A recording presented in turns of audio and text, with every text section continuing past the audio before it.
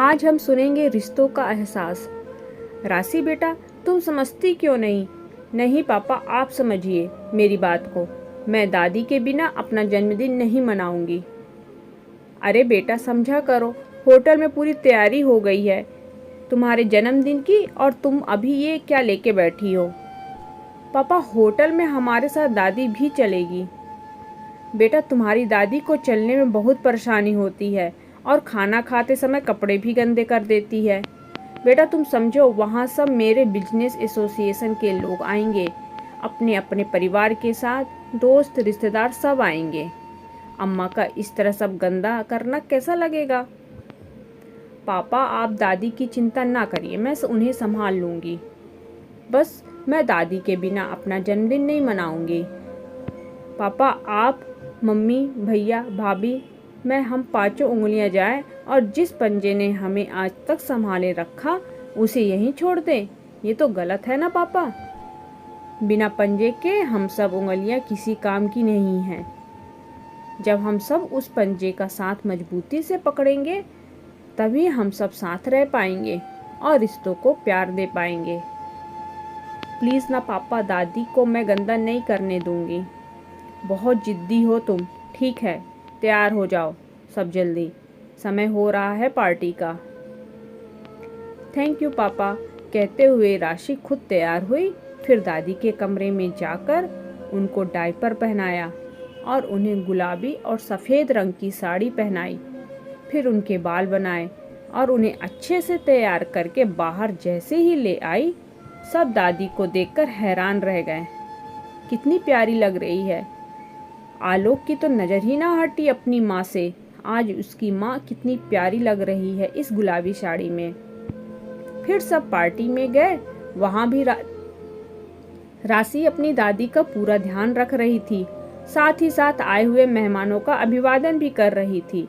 उसने केक भी अपनी दादी के साथ काटा और उनको अपने हाथ से खाना खिला रही थी। पार्टी बहुत अच्छे से संपन्न हुई और सभी घर आ गए। दूसरे दिन पार्टी में आए सिन्हा साहब और उनकी पत्नी आलोक के घर आए और बोले कि भाई आलोक, हमें आपकी बेटी हमारे अरुण के लिए बहुत भा गई है। कल जब इसे हम तीनों ने देखा और देखते ही रह गए। जो बच्ची अपनी दादी का इस तरह ध्यान रख सकती है वो तो हमारे घर को स्वर्ग बना देगी। सिन्हा साहब की पत्नी ने अपनी झोली आगे बढ़ा दी और कहा कि हमें बस राशि को अपने घर की बहू बनाने दीजिए। अरुण को भी राशि बहुत पसंद है। आलोक अरुण को बहुत अच्छे से जानता था और वो भी चाहता था कि उसकी बेटी राशि की शादी सिन्हा साहब के बेटे अरुण से हो। उसने कहा कि सिन्हा साहब, मैं भी यही चाहता हूँ कि राशि और अरुण की शादी हो जाए, पर मेरी बेटी राशि अभी महज 20 साल की ही है। इतनी जल्दी मैं उसकी शादी नहीं कर सकता। अभी उसे पढ़ना है, सीए की तैयारी कर रही है वो। आलोक जी, आप रोका कर दीजिए, शादी बाद में कर लेंगे। यह राशि शादी के बाद पढ़ लेगी। अरुण भी सीए है। हम तो चाहते हैं कि राशि की पढ़कर सीए बने और दोनों साथ में फर्म खोले। पर आप रिश्ता आज पक्का कर दीजिए, हमें हमारी सर्वगुण संपन्न राशि दे दीजिए।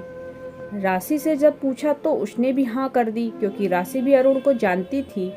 जब रिश्ता पक्का हुआ और सब मेहमान चले गए अपने घर, तब आलोक अपनी माँ के कमरे में गया। उसकी माँ उसे देखकर बोली, क्या हुआ बेटा? तब वो अपनी माँ की गोदी में सिर रखकर बोला, माँ मुझे माफ़ कर दो, मैंने अपने काम के चक्कर में तुम्हारे पर कभी ध्यान ही नहीं दिया। सही कह रही थी राशि, पंजा ही ना होगा तो हम उंगलियां किस काम की? पंजा होगा तभी तो मुट्ठी बनेगी, तभी तो अपनों के प्यार का एहसास होगा ना। माँ, अब से मैं तुम्हारा वैसे ही ध्यान रखूँगा जैसे तुम मेरा बचपन में रखती थी। आज दोनों माँ बेटे बहुत समय तक गले लगकर रोए और बाहर दरवाजे पर खड़ी राशि अपने पापा और दादी के इस प्यार को देखकर अपने खुशी के आंसू पोंछ रही थी। दोस्तों, कहानी पसंद आए तो लाइक शेयर सब्सक्राइब जरूर करें। धन्यवाद।